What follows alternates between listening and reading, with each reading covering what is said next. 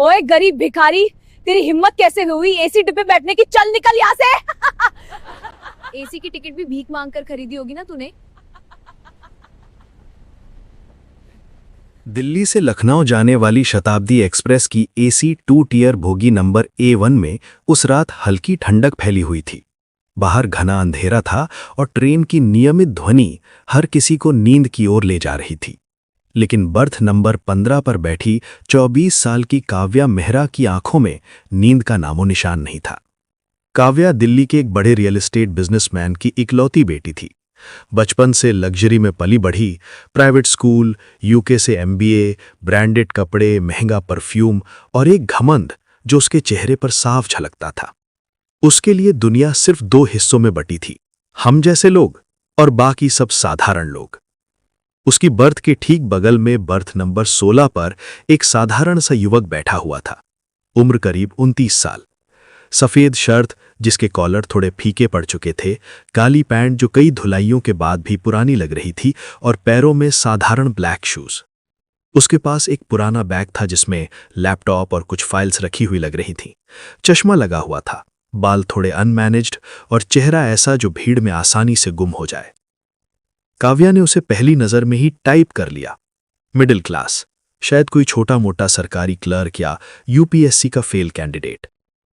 Train Delhi से निकली अभी सिर्फ 40 मिनट हुए थे। काव्या ने अपना महंगा आईफोन निकाला और अपनी फ्रेंड को वीडियो कॉल लगाया। उसकी आवाज पूरी बोगी में साफ सुनाई दे रही थी। हाय बेब, यार एसी में बैठी हूं लेकिन मजा नहीं आ रहा। बगल में देखना, एकदम साधारण सा अंकल टाइप लड़का बैठा है।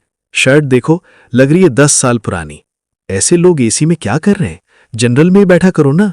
इनकी वजह से हम जैसे लोगों का स्टैंडर्ड खराब होता है। उसकी तेज आवाज सुनकर कई पैसेंजर्स ने मुड़कर देखा, लेकिन वो युवक जिसका नाम अभय शर्मा था, चुपचाप खिड़की से बाहर अंधेरे में देखता रहा। उसने कुछ नहीं कहा, बस उसके होठों पर एक हल्की मुस्कान आई और गायब हो गई। काव्या ने कॉल काटा और अब सीधे अभय से बात करने लगी। एक्सक्यूज मी, आपका बैग थोड़ा साइड में रख सकते हो? मेरा बैग रखने की जगह नहीं हो रही। अभय ने तुरंत उठकर अपना बैग हटाया और मुस्कुराते हुए बोला, जी बिल्कुल, सॉरी मैंने ध्यान नहीं दिया। काव्या ने बैग रख दिया और बिना थैंक यू कहे वापस बैठ गई। फिर उसने अपनी पानी की बोतल खोली और जानबूझकर थोड़ा पानी सीट पर गिरा दिया। अरे ये क्या हो गया? सुनिए, जरा ये पानी पोंछ दीजिए ना, मेरे पास टिश्यू भी नहीं है। अभय ने बिना एक पल सोचे अपना रुमाल निकाला और सीट अच्छी तरह पोंछ दिया। काव्या हंसी। वाह, आप तो बहुत सर्विसिंग नेचर के हो। क्या करते हो? कोई छोटी मोटी जॉब या फिर सरकारी दफ्तर में क्लर्क हो? अभय शांत स्वर में बोला, जी मैं पढ़ाई और काम दोनों करता हूं। अच्छा, पढ़ाई अभी भी? कितने साल के हो भाई? लग तो 30 के ऊपर के ही रहे हो, अभी भी पढ़ रहे हो या फिर UPSC जैसा कोई फालतू का सपना देख रहे हो? काव्या की ये बात सुनकर बोगी में कुछ लोग हल्के से हंसे। अभय फिर भी मुस्कुराया। सपने देखना तो हर किसी का हक है ना। काव्या ने नाक सिकोड़ी। हक तो है, लेकिन रियलिटी भी समझनी चाहिए। देखो, मैंने UK से MBA किया है, पापा का बड़ा बिजनेस है, हम लोग हर साल फॉरेन घूमते हैं, और तुम ऐसे पुराने कपड़े पहनकर एसी में बैठे हो। सच बताओ, टिकट कैसे बनवा लिया? किसी कोटा से या फिर किसी के थ्रू? अभय ने जवाब दिया, टिकट तो ऑनलाइन बुक किया था। अरे वाह, ऑनलाइन? मतलब पैसे तो हैं, फिर कपड़े क्यों नहीं खरीदे? या फिर पैसे बचाकर UPSC कोचिंग में लगा दिए? कितने साल से तैयारी कर रहे हो? 5 साल? 6 साल? अभी तक क्रैक नहीं हुआ? ओहो, गरीबों का सपना। काव्या अब जोर जोर से हंस रही थी। उसकी हंसी पूरी बोगी में गूंज रही थी। पास वाली बर्थ पर बैठी एक मिडिल एज महिला ने काव्या को घूरा, लेकिन काव्या को कोई फर्क नहीं पड़ा। देखो भाई, मैं तुम्हें एक एडवाइस दे रही हूं, जिंदगी में थोड़ा स्टैंडर्ड बनाओ। एसी में बैठते हो तो कम से कम शर्ट पैंट तो अच्छी पहन लिया करो। लोग क्या सोचेंगे? लग रहे हो किसी गांव से आए हो। शर्ट पर दाग भी है, सफाई भी नहीं रखते। अभय ने सिर्फ सिर हिलाया। आपकी बात में दम है। ये सुनकर काव्या को और जोश आ गया। वो अब लगातार बोल रही थी, मैं तो सोच रही थी कि शायद तुम TT हो या फिर कोई रेलवे कर्मचारी, लेकिन नहीं, तुम तो स्टूडेंट हो। 29 साल का स्टूडेंट। क्या पढ़ रहे हो? BA प्राइवेट या फिर कोई डिप्लोमा कोर्स? कितना बोरिंग लगते हो यार। चश्मा लगा रखा है, बाल ऐसे बिखरे हुए, लगते हो किसी छोटे शहर से आए हो। अभय चुपचाप सुनता रहा। कुछ देर बाद काव्या ने फोन चार्ज करने के लिए लगाया, लेकिन काव्या का फोन चार्ज नहीं हो रहा था। उसने अभय से कहा, अरे तुम्हारा पावर बैंक है क्या? अगर है तो जल्दी दो, मेरे फोन में बहुत कम बैटरी बची है। अभय ने दिया, लेकिन काव्या ने इस्तेमाल करके वापस करते हुए कहा, यह तो पुराना मॉडल है, आजकल तो 20,000 mAh वाले आ गए हैं, तुम अभी भी 10,000 वाले यूज कर रहे हो, कितने पीछे हो यार। हर इंसल्ट के बाद अभय सिर्फ मुस्कुराता और जी कह देता, लेकिन अंदर से वो सोच रहा था कि ये लड़की नहीं जानती कि एक दिन ये सबक उसे खुद याद आएगा। रात 9 बजे के आसपास खाना आया। काव्या ने महंगा वेज थाली ऑर्डर किया, लेकिन उसका ट्रे टेबल पर सही से फिट नहीं हो रहा था। ये ट्रे सही से रखो ना, तुम्हारा बैग इधर उधर मत रखा करो, कितना स्पेस घेर रखा है तुमने। अभय ने अपना बैग और नीचे कर लिया। काव्या खाना खाते हुए बोली, देखो मैंने कितना महंगा खाना ऑर्डर किया है, तुमने क्या लिया?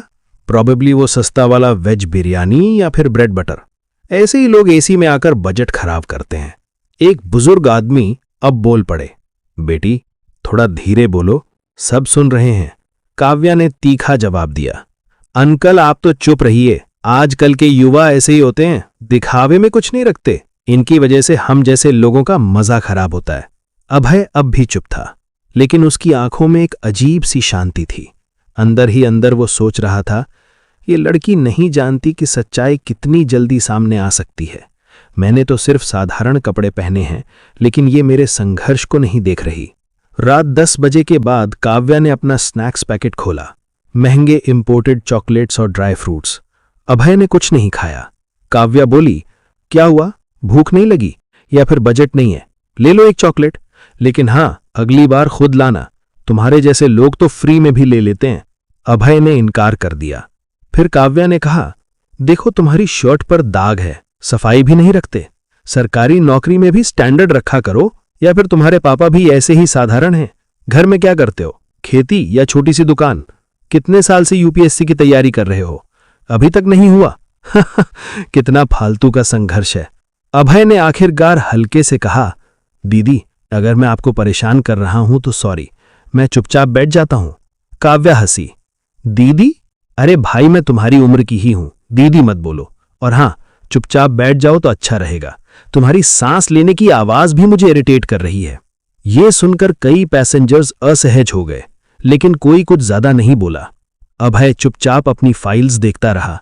अंदर ही अंदर वो सोच रहा था, ये लड़की घमंड में अंधी हो गई है, लेकिन सच्चाई सामने आने पर इसका घमंड टूट जाएगा। मैंने तो सिर्फ साधारण कपड़े पहने हैं, लेकिन मेरी मेहनत इन कपड़ों से कहीं बड़ी है। असल में अभय का जन्म एक छोटे से गांव में हुआ था। पिता सरकारी स्कूल में हिंदी पढ़ाते थे, माँ घर संभालती थीं। बचपन से ही अभय किताबों का दीवाना था।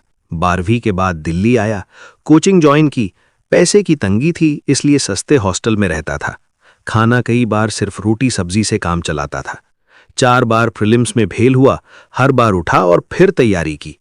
आखिरकार 2019 में रैंक 47 आई, IAS बना, लेकिन कभी घमंड नहीं किया। हमेशा साधारण रहना पसंद किया, क्योंकि वो जानता था असली ताकत अंदर होती है, बाहर के दिखावे में नहीं। और दूसरी तरफ काव्या के पिता दिल्ली में बड़े रियल एस्टेट बिजनेसमैन थे। बचपन से लग्जरी में पली, school private, college UK, friend circle भी अमीरों का। उसे लगता था कि पैसे और स्टेटस ही सब कुछ हैं। उसने कभी गरीब या मिडिल क्लास लोगों से बात भी नहीं की थी, इसलिए उसका घमंड स्वाभाविक था।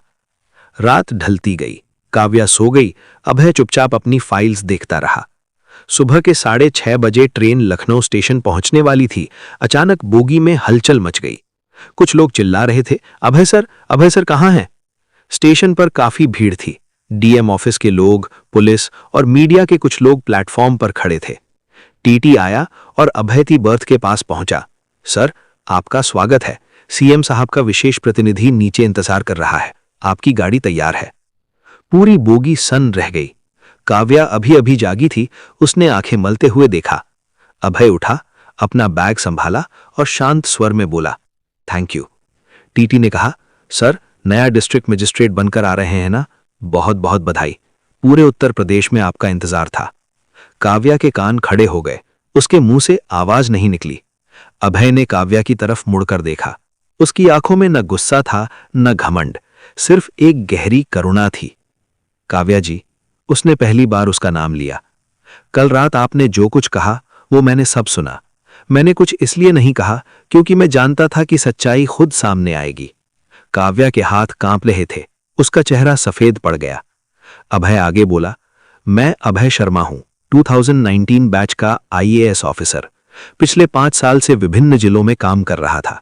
अब लखनऊ में डिस्ट्रिक्ट मजिस्ट्रेट के रूप में पोस्टिंग हुई है। बोगी में तालियां बजने लगी, लोग अभय को सलाम कर रहे थे। काव्या की आंखों में आंसू आ गए। वो कुछ बोलना चाहती थी लेकिन गला रुंध गया था। ट्रेन के सभी लोग हंसते हुए काव्या की तरफ देख रहे थे। काव्या के लिए अब किसी से भी नजरें मिलना मुश्किल हो रहा था। अभय ने धीरे से कहा, मैं गरीब परिवार से हूं। पापा स्कूल टीचर थे, मां गृहिणी। मैंने UPSC की तैयारी 4 साल तक की, कई बार फेल हुआ लेकिन कभी हारा नहीं।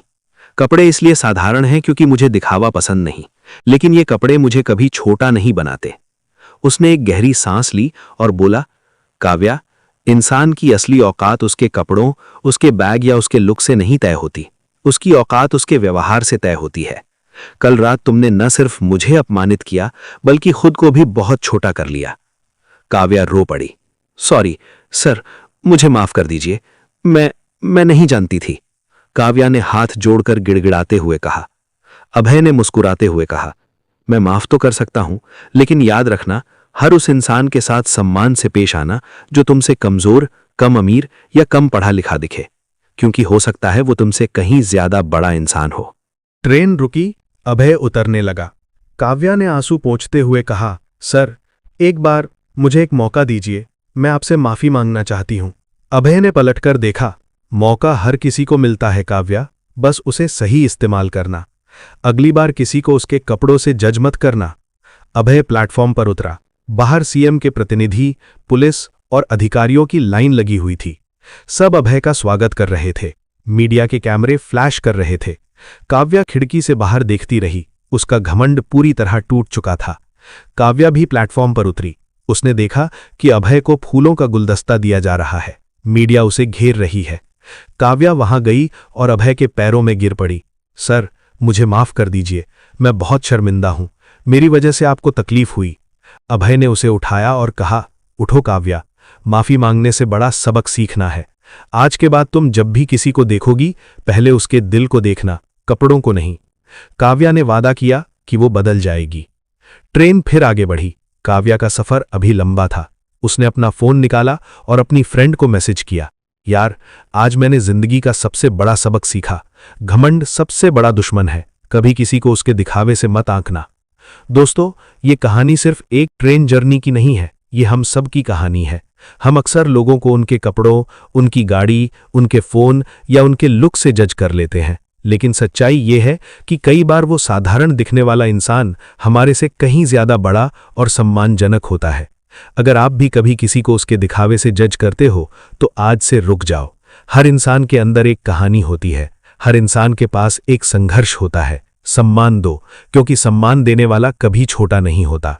जिंदगी में हमेशा याद रखना, इंसान की पहचान उसके व्यवहार से होती है, कपड़ों से नहीं। कहानी पसंद आई हो तो वीडियो को लाइक कर देना और कमेंट में अपने शहर का नाम जरूर लिखना। Subscribe please. Bye bye, love you all.